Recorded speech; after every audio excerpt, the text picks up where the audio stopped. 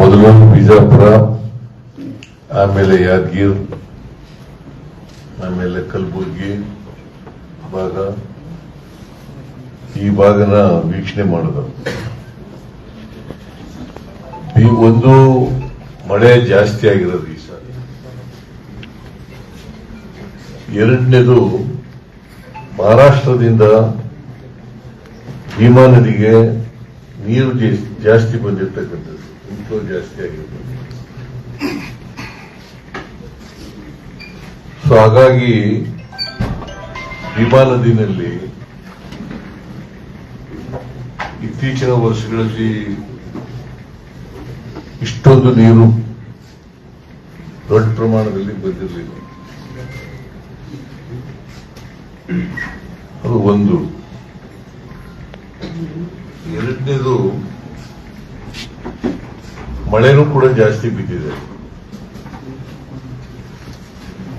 ವಿಶೇಷವಾಗಿ ಆಗಸ್ಟ್ನಲ್ಲಿ, ಸೆಪ್ಟೆಂಬರ್ನಲ್ಲಿ ಜಾಸ್ತಿ ಮಳೆಯಾಗಿದೆ.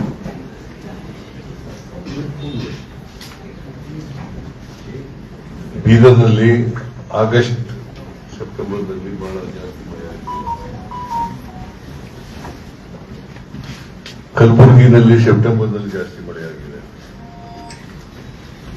ಯಾದಗಿರಿನಲ್ಲೂ ಕೂಡ ಸೆಪ್ಟೆಂಬರ್ನಲ್ಲಿ ಜಾಸ್ತಿ ಮಳೆಯಾಗಿದೆ.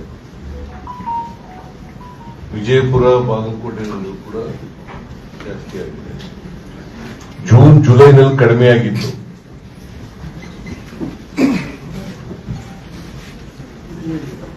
ಆದರೆ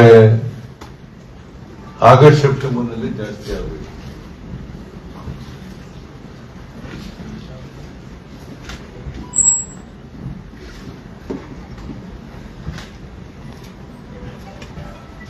ಸೊ ಹಂಗಾಗಿ ನಮಗೆ ಈ ಸಾರಿ ರೈತರಿಗೆ ಬೆಳೆ ಹಾನಿಯಿಂದ ಬಹಳ ತೊಂದರೆ ಆಗಿದೆ. ನಾನು ವೈಮಾನಿಕ ಸಮೀಕ್ಷೆ ಮಾಡಿದಾಗ ಅನೇಕ ಜಮೀನುಗಳು ಕೆರೆಗಳಂತಾಗಿದ್ದಾವೆ.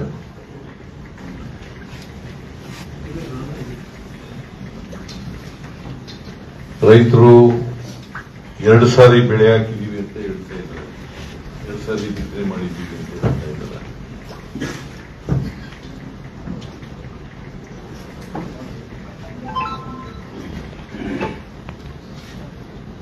ಸೊ ಇಲ್ಲಿವರೆಗೆ ಸುಮಾರು 10 ಲಕ್ಷ ಹೆಕ್ಟೇರ್ ಪ್ರದೇಶದಲ್ಲಿ ಬೆಳೆ ಹಾನಿಯಾಗಿದೆ. ರಾಜ್ಯದಲ್ಲಿ 10 ಲಕ್ಷ ಹೆಕ್ಟೇರ್, ಸುಮಾರು ಇನ್ನೂ ಜಾಸ್ತಿ ಆಗಬಹುದು. ಎಂಟೈರ್ ಸ್ಟೇಟ್ನಲ್ಲಿ 10 ಲಕ್ಷ ಹೆಕ್ಟೇರ್ಗಿಂತ ಜಾಸ್ತಿ ಬೆಳೆ ಹಾನಿಯಾಗಿದೆ. ಇದು ಇನ್ನೂ ಕೂಡ ಜಾಯಿಂಟ್ ಸರ್ವೆ ಮುಗುದಿಲ್ಲ. ಪ್ರಾಥಮಿಕ ವರದಿ ಪ್ರಕಾರ ಸುಮಾರು 10 ಲಕ್ಷಕ್ಕೂ ಹೆಚ್ಚು ಬೆಳೆ ನಷ್ಟ ಆಗಿದೆ. ಸುಮಾರು 10 ಲಕ್ಷ ಹೆಕ್ಟೇರ್ನಲ್ಲಿ 5 ಲಕ್ಷ ಹೆಕ್ಟೇರ್ನಷ್ಟು ಸರ್ವೆ ಆಗಿದೆ, ಈಗ ಜಂಟಿ ಸರ್ವೆ ಆಗಿದೆ. ಇನ್ನು ಮೋರ್ ದನ್ 50% ಸರ್ವೆ ಆಗ್ಬೋದು. ಯಾಕೆ ಸರ್ವೆ ಮಾಡಕ್ ಆಗ್ತಾ ಇಲ್ಲ ಅಂತಂದ್ರೆ ನೀರು ನಿಂತುಬಿಟ್ಟಿದೆ ಜಮೀನುಗಳಲ್ಲಿ, ಅದರಿಂದ ಸರ್ವೆ ಮಾಡಕ್ಕಾಗಲ್ಲ. ಅದಕ್ಕೋಸ್ಕರ ಮಳೆ ಕಡಿಮೆ ಆಗ್ತಿದ್ದಾಗಲೇ ಸರ್ವೆ ಕೆಲಸ ಮುಗಿಸಿ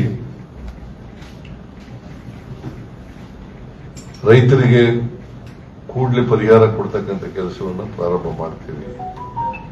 ಈಗ NDRF ನಾರ್ಮ್ಸ್ ಪ್ರಕಾರ ಪರಿಹಾರ ಕೊಡ್ತಕ್ಕಂಥದ್ದು ಮಾಡ್ತಕ್ಕಂಥ ಕೆಲಸ ಮಾಡ್ತೀವಿ. ಸುಮಾರು 8 ಜಿಲ್ಲೆಗಳಲ್ಲಿ ವಿಜಯಪುರ, ಬಾಗಲಕೋಟೆ, ಕಲಬುರಗಿ, ಯಾದಗಿರಿ, ಬೆಳಗಾವಿ, ರಾಯಚೂರು, ಗದಗ ಮತ್ತು ಬೀದರ್. ಹೆಚ್ಚಿನ ವಿಡಿಯೋಗಳಿಗೆ ಪ್ರತಿಧ್ವನಿ ಯೂಟ್ಯೂಬ್ ಚಾನೆಲ್ ಸಬ್ಸ್ಕ್ರೈಬ್ ಮಾಡಿ, ಬೆಲ್ ಐಕಾನ್ ಕ್ಲಿಕ್ ಮಾಡಿ.